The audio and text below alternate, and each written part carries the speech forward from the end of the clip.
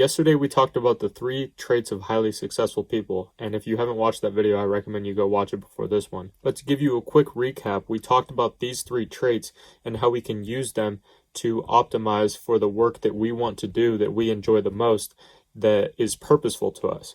But then this raises the question of, how can I find what to optimize for? Like, for example, what if you're listening to me right now and you're like, yeah, it must be nice for you. Your thing is fucking working out and making content on YouTube and entrepreneurship, which just so happens to be at the intersection of making a fuck ton of money and looking good as fuck while you do it. And to be honest with you, I got lucky with that. Like, some people just love business and working out, which happens to be something that makes them a fuck ton of money, and you get to look sexy as fuck while you do it. Like, that's cool. But if your thing is painting, for example, like, yes, you can turn painting into a business by making content about it and scale it from there. But if you're not interested in business, like, you can still find a way to outsource and make a living off of painting, right? Like, whatever your industry or whatever your endeavor is. But secondly, if you don't have that thing yet, if you're still looking for that purposeful thing to begin working towards, stop trying to find the perfect thing to do. Just start by trying a bunch of shit that you might like.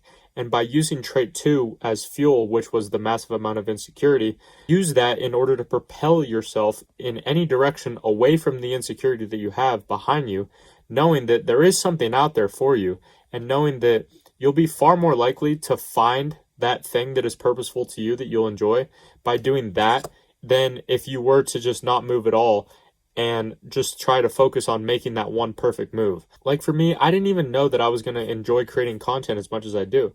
I just knew that at the time I hated my current existence so much, and I knew that I wanted to get away from this lifestyle and the people that were in it. And I also knew that one of the things I did like, which was working out and continuing to learn and implement all of the different aspects of working out, which eventually branched off into all the different aspects of self-improvement as a whole. But for you, think about all the shit that you hate to do and think of the opposite of that. Instead of knowing precisely what the thing is and thinking that you can't take action until you know that perfect move, is the concept Chris Williamson talks about, which is perfectionism equals procrastination. Because perfectionism is a fucking fallacy.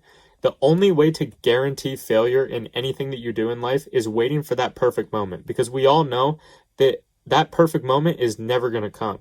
So if you can work as hard as possible, enough to the point where you feel like you deserve more than everyone else doing that thing. Secondly, having a lingering thought in the back of your mind that you will never be enough.